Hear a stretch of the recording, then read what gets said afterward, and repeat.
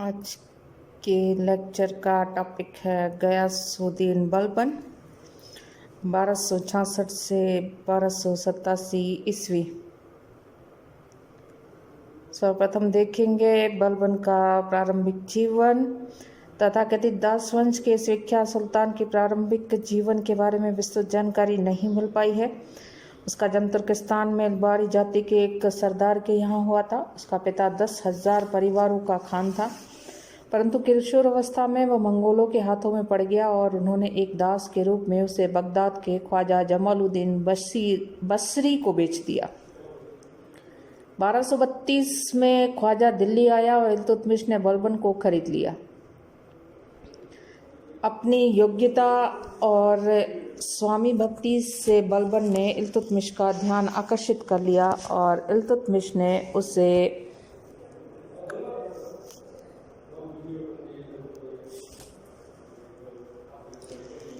खास बरदार व्यक्तिगत अनुचर नियुक्त किया और बाद में उसे 40 गुट में सम्मिलित कर लिया गया। रजिया के शासनकाल में उसे अमीर शिकार नियुक्त किया गया। रजिया को पदच्युत करने के लिए जो षड्यंत्र रचा गया उसमें बलबन ने भी महत्वपूर्ण भूमिका अदा की। अतः बैराम शाह ने उसे रेवाड़ी और हांसी की जागीर देकर पुरस्कृत किया।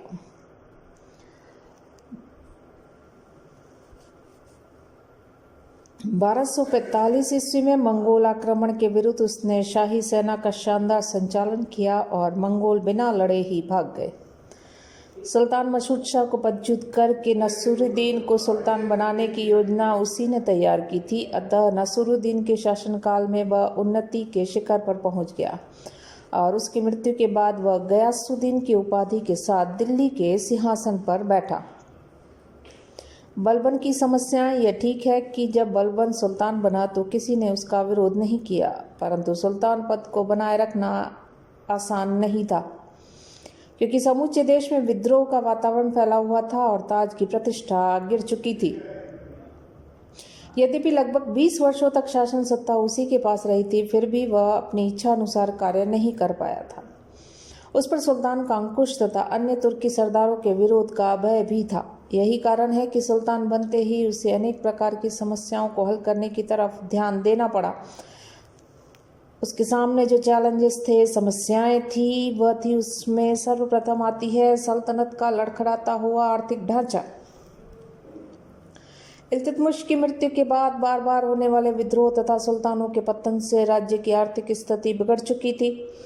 राजकोष रिक्त पड़ा था, क्योंकि जहां तक एक तरफ सैनिक व्यय बढ़ता जा रहा था, दूसरी तरफ प्रांतीय हाकिमों ने स्वेच्छा से वार्षिक राजस्व भेजना बंद कर दिया।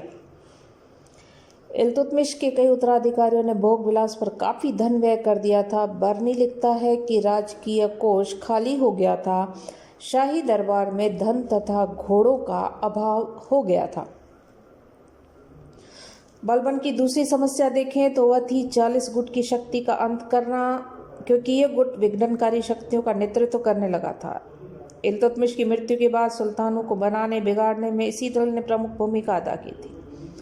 बलबन स्वयं भी इस दल का सदस्य नेता रह चुका था, अतः वह दल की शक्ति और महत्वाकांक्षा से परिचित था। इसलिए नायब के पद पर कार्य करते हुए उसने दल के अनेक सदस्यों का सफाया कर दिया था और कुछ अपनी मौत पर मर गए थे। फिर भी जो बच गए थे वे किसी भी समय सिंहासन पर अधिकार जमाने का षड्यंत्र रच सकते थे। तीसरी समस्या मेवातियों और दोआब के राजपूत भूमिपतियों के लूटमार को रोकने की थी, क्योंकि उनकी गतिविधियों से चारों तरफ आतंक व्याप्त हो चुका था। डॉक्टर पांडे लिखते हैं कि वे लोग दिन दहाड़े राजधानी में घुसकर लूटमार करते और स्त्रियों से आभूषण तथा वस्त्र भी उतरवा लेते थे। उनके धावे सल्तनत के लिए एक गंभीर चुनौती थे। चौथी समस्या राजपूताना, बुंदेलखंड, बघेलखंड आदि में राजपूत शक्ति के पुनरुत्थान की थी। सल्तनत की सुरक्षा के लिए राजपूतों की आक्रमणकारी शक्तियों को नष्ट करना अति आवश्यक हो गया। पांचवी समस्या मंगोलों के निरंतर आक्रमणों से पश्चिमोत्तर सीमा को सुरक्षित बनाए रखना था। दिल्ली सल्तनत के कई अधिकारियों एवं प्रांतीय अधिकारियों ने मंगोलों से सांठगांठ करके समस्या को और अधिक जटिल बना दिया था। अंतिम परंतु सर्वाधिक महत्वपूर्ण समस्या थी सुल्तान के पद की प्रतिष्ठा और गरिमा को पुनः स्थापित करना। इल्तुतमिश के निर्बल उत्तराधिकारियों के शासनकाल में तुर्क अमीरों ने सुल्तान के अधिकांश अधिकार हस्तगत कर लिए थे और सुल्तान नाम मात्र का सुल्तान बनकर रह गया था। परिणाम ये रहा कि सामान्य जनता के दिल में भी सुल्तान का भय और आतंक जाता रहा और ताज के प्रति निष्ठा की भावना समाप्त हो गई, जिससे संपूर्ण प्रशासन लड़खड़ा गया। प्रोफेसर हबीबुल्लाह का मानना है कि इल्तुतमिश ने सुल्तान पद की मर्यादा कायम करने की केवल रूपरेखा ही तैयार की थी। उसको पुनर्जीवित करने तथा उसकी स्थिति को पूर्णता तक पहुंचाने का कार्य सुल्तान बलबन को करना था। इसके अलावा शासन व्यवस्था को संगठित करके शांति एवं व्यवस्था का वातावरण बनाना भी जरूरी था। इसे ध्येय की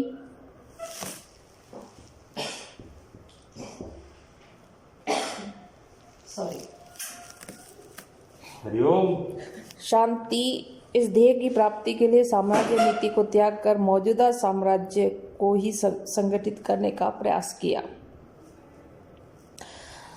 बलबन का राजत्व सिद्धांत।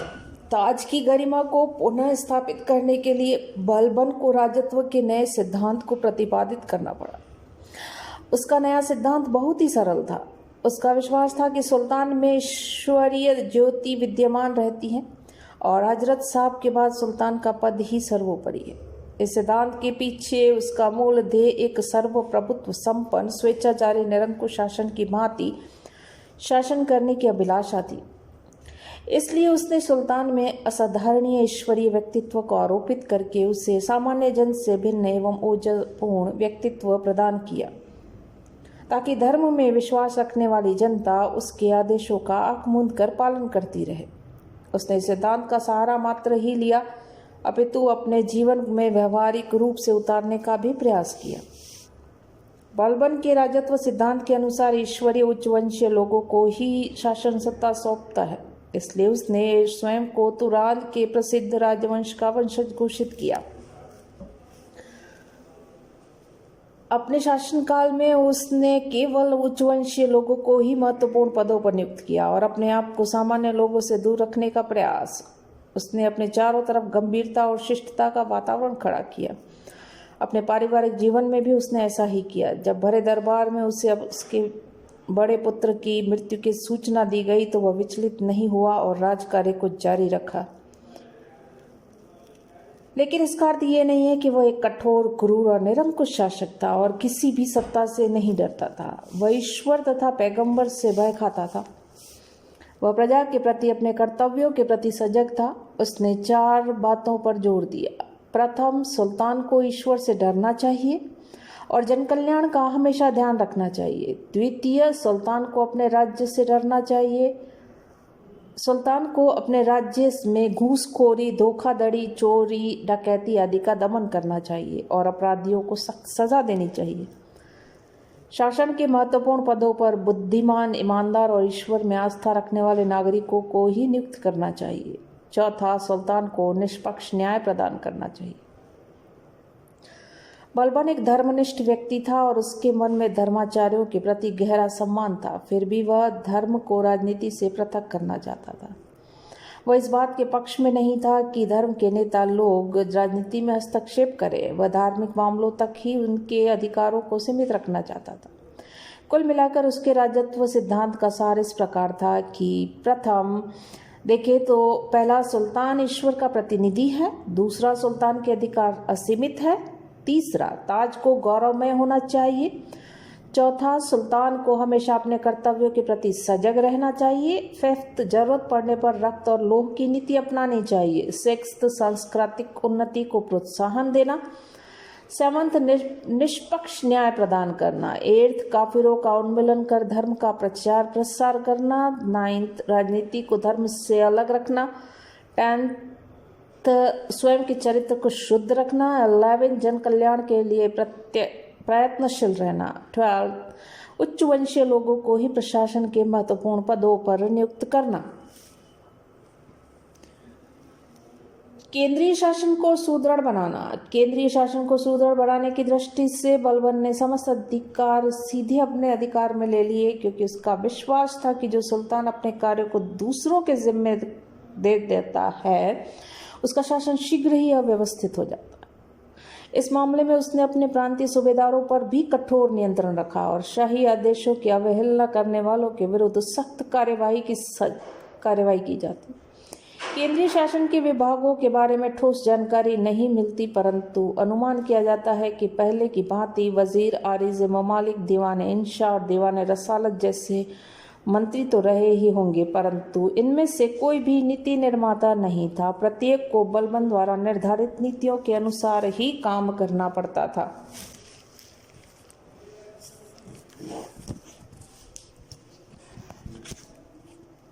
सल्तनत की अन्य समस्याओं में उलझा रहने के कारण बलबन प्रांतीय शासन व्यवस्था को गतिशील बनाने की दिशा में कोई ठोस कदम नहीं उठा पाया, जिसकी वजह से उसकी प्रांतीय व्यवस्था को निखरा हुआ देखने को नहीं मिलता। उसे अपने शासनकाल में कई बार प्रांतीय सूबेदारों के विद्रोह का सामना करना पड़ा था। इस संबंध में उसने प्रांतीय सूबेदारों को कुछ वर्षों की सेवा के बाद एक प्रांत से दूसरे प्रांत को स्थानांतरित करने की नीति लागू की, ताकि प्रांतपति स्थानीय सरदारों तथा नागरिकों से घनिष्ठता बढ़ाकर अपनी शक्ति को अधिक सुदृढ़ न बना पाए।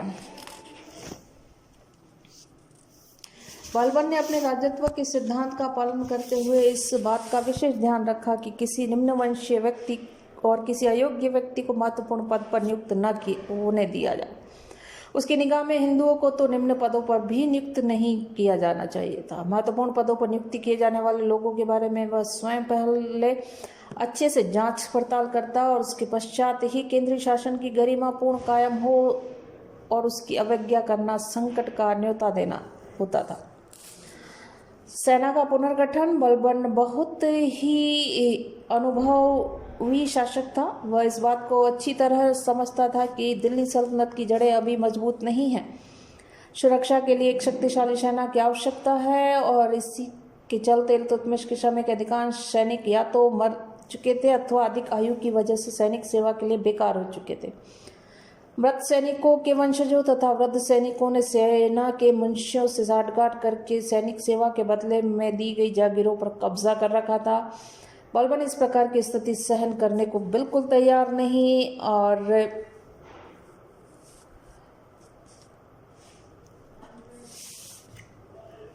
उसने समस्त सैनिक अनुदानों एवं जागीरों की जांच पड़ताल करवाई और स्थिति को ध्यान में रखकर उनका नवीन वर्गीकरण करना शुरू किया और नई व्यवस्था लागू की। प्रथम वर्ग में ऐसे लोगों को रखा गया जो वृद्ध तथा निर्बल हो गए थे। गुजारे के लिए वजीफा की व्यवस्था की गई। उसकी जागीरों को खलास कर दिया गया, शाही नियंत्रण में ले लिया गया। दूसरा वर्ग वो था जो लोग सैनिक सेवा के योग्य थे। इस वर्ग के सैनिकों को उनकी योग्यता के अनुसार वेतन निश्चित कर दिया गया। उनकी जागीरों को भी शाही नियंत्रण में ले लिया गया और योग्यता के अनुरूप वेतन निश्चित कर दिया गया। तीसरा वर्ग के अंतर्गत मृतक सैनिकों के आश्रितों को रखा गया। उनके गुजारे की व्यवस्था उनके गांवों की आय से कर दी गई। उनकी जागीरों को भी छीन लिया गया। मृत सैनिकों के आश्रितों ने दिल्ली के कोतवाल फखरुद्दीन के मार्फत सुल्तान से फरियाद की। इस पर सुल्तान ने तीसरे वर्ग के लोगों की जागीरें वापस दी। संपूर्ण योजना का देश जागीर प्रथा के स्थान पर नकद वेतन सैनिक भर्ती करके सेना की शक्ति को सुदृढ़ बढ़ाना था, परंतु चाहते हुए भी बलबन जागीर प्रथा को पूरी तरह समाप्त करने में कामयाब नहीं हो पाया। सेना को शक्तिशाली बनाने की दिशा में दूसरा कदम था आरिज ममालिक यानी कि दीवान आरिज के पद की प्रतिष्ठा को बढ़ाना। बलबन ने उससे अपने मंत्रिमंडल का सदस्य बना दिया। उसने इस पद पर इमादुल मुल्क जैसे योग्य एवं निष्ठावान सरदार को नियुक्त किया। इमादुल मुल्क ने कठोर परिश्रम से सेना को अनुशासित एवं शक्तिशाली बना दिया। बलबन के आदेशानुसार अब सभी सैनिकों का पूरा विवरण दर्ज किया जाने लगा। सैनिकों की संख्या में भारी वृद्धि हुई और प्रशिक्षण की समुचित व्यवस्था। सुल्तान स्वयं प्रशिक्षण का निरीक्षण करता। कुछ विद्वानों का माने तो घोड़ों को दागने की प्रथा भी बलबन ने ही प्रारंभ की थी।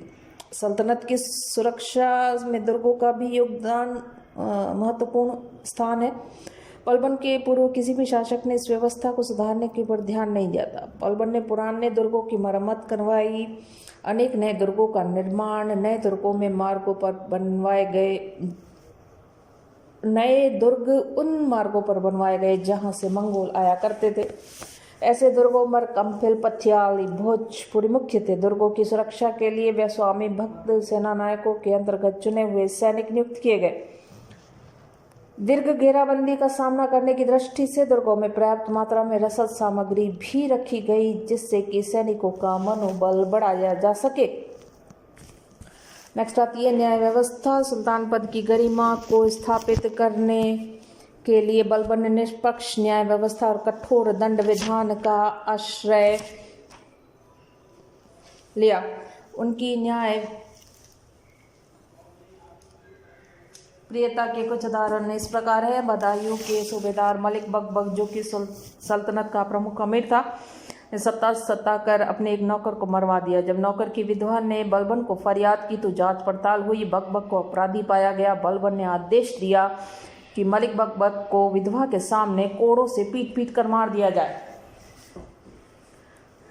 गुप्तचरों को भी प्राणदंड की सजा दी, जिनके जिम्मे इस घटना की सुल्तान को सूचना देना थी। बलबन के कृपा पात्र अवध के सूबेदार हैबत खान ने नशे में अपने एक आदमी को मार डाला। जो ही सुल्तान उसकी सूचना मिली, हैबत खान के 500 कोड़े लगाने के बाद मृतक विधवा को सौंप देने का आदेश दिया। कोड़े की मार खाने के बाद हैबत खान ने विधवा को 20,000 टंका देकर अपने प्राण बचाए। युद्ध में लापरवाही करने वाले सेना नायकों को भी सख्त सजा दी जाती थी। विद्रोही सूबेदार तुगरील से पराजित होकर भाग आने वाले अवध के सूबेदार अमीर खां को उसने फांसी की सजा दे दी। कुछ इतिहासकारों की माने तो न्याय की ओट में बलबन ने प्रमुख अमीरों को अपनी स्वेच्छाचारिता के मार्ग से हटाने का प्रयास किया था। जो लोग इस चक्कर में नहीं फंस पाए, दूसरे तरीकों से समाप्त कर दिया गया। फिर भी इसमें कोई संदेह नहीं कि सुल्तान न्याय का स्रोत समझा जाता था। संपूर्ण न्याय व्यवस्था की देखभाल ही नहीं करता था, अपितु व्यक्तिगत रूप से अभियोग की सुनवाई भी करता था। धार्मिक विवादों में सदर तथा मुफ्ती की सहायता ली जाती थी, परंतु उसकी निष्पक्ष न्याय व्यवस्था केवल मुस्लिम जनता तक ही सीमित रही और हिंदू जनता को न्याय नहीं मिल पाया। गुप्तचर व्यवस्था। एक निरंकुश शासन में कठोर गुप्तचर व्यवस्था नितांत आवश्यक होती है और बलबन ने इस तरफ विशेष ध्यान दिया। उसने साम्राज्य के विभिन्न प्रदेशों में सभी बातों की सूचना प्राप्त करने के लिए गुप्तचर नियुक्त किए। बुगरा खां, बलबन के पुत्र तक के आचरण पर कड़ी निगाह रखी जाती थी। जो गुप्तचर सही जानकारी को छुपाने का प्रयास करते थे, उन्हें कभी प्राण दंड की भी सजा दी जाती थी। बलबन ने गुप्तचरों पर भी गुप्तचर नियुक्त कर रखे थे, जिससे गुप्तचर आतंकित होकर विद्रोही अमीरों के साथ साठगांठ करने का साहस नहीं कर पाते थे। डॉक्टर ईश्वर प्रसाद ने बलबन की गुप्तचर व्यवस्था का मूल्यांकन करते हुए लिखा है कि इस व्यवस्था से अपराध अवश्य कम होने लगे तथा अधिकार प्राप्त लोगों के अत्याचारों से निर्दोष व्यक्तियों की रक्षा हुई, परंतु साथ ही उससे समाज में चारित्रिकहीनता भी बहुत कुछ आ गई। लोग उन सामाजिक सुविधाओं से बहुत कुछ वंचित रह गए जो नियमानुसार उनको प्राप्त होती थी, जिनमें किसी प्रकार की क्षति की भी संभावना न थी। बलबन के दिनों में गुप्तचरों को वारिद कहा जाता था और गुप्तचर विभाग के प्रधान अधिकारियों को वारिद ए मुमालिक कहा जाता था।